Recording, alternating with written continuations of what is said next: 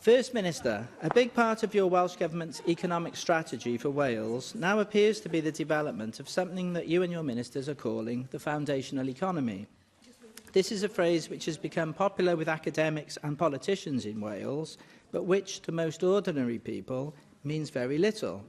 But even in political and academic circles, there is a danger that the meaning of the phrase, the foundational economy, is so nebulous that it means very little in practical terms. What is your understanding of the term, and what practical assistance do you see your Welsh Government giving to help grow this part of the Welsh economy?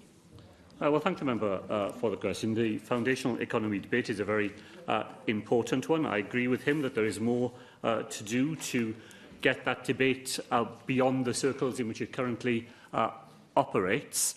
The foundational economy refers to those things that day in, day out deliver the services on which ordinary life depends.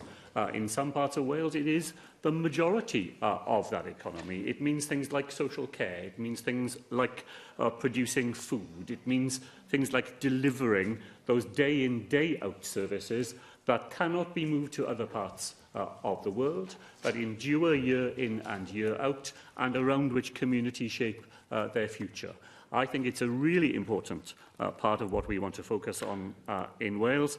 I'm very grateful to Lee Waters for the work that he is carrying out on behalf of the government in this area, and I look forward to that debate proceeding beyond political and academic circles and engaging those people whose jobs and livelihoods depend upon it.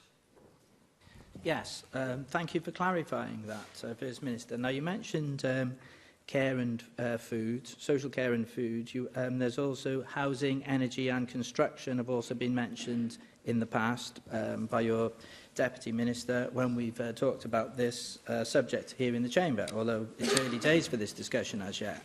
Now, many of these jobs are already in Wales, as you pointed out, and many of these jobs, unfortunately, are relatively poorly paid.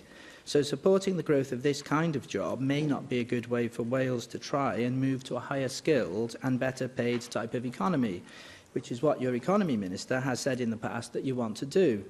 Is there therefore a danger, First Minister, that if you focus too much on the foundational economy, you might just be creating more low-paid jobs with poor training and poor working conditions? Well, I disagree with the member that the sort of jobs we are talking about are not high-skilled.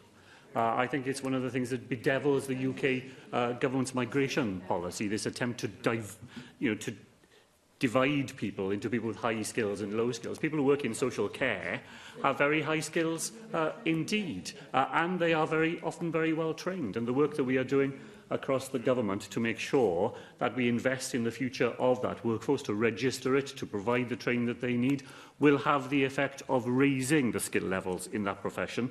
And as we do that, so too we are determined to make sure that people who do those jobs are properly remunerated for the work that they do.